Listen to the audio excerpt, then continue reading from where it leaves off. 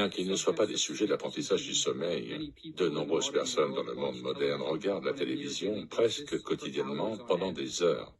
Les scientifiques savent depuis des décennies que regarder la télévision active les ondes alpha dans le cerveau, plaçant ainsi l'individu dans une sorte de transe hypnotique, prête à recevoir des suggestions et à être programmé. Le neurochirurgien Adam Lipson explique.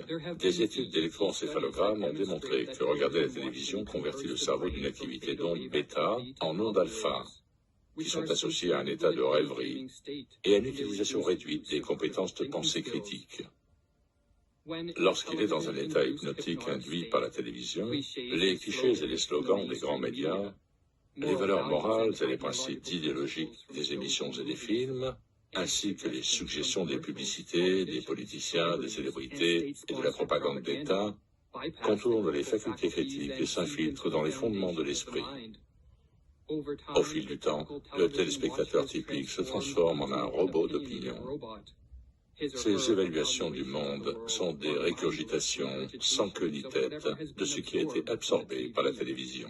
Et il y a près de 70 ans, le médecin Joost Meerloo mettait en garde contre les dangers hypnotiques de la télévision, dangers qui s'appliquent aujourd'hui aux ordinateurs, aux smartphones et à toute autre technologie qui transforme l'être humain en spectateur hypnotisé par un écran.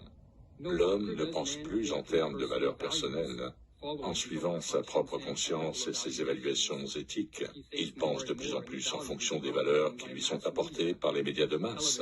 La télévision le maintient dans une crainte continuelle et une fixation passive.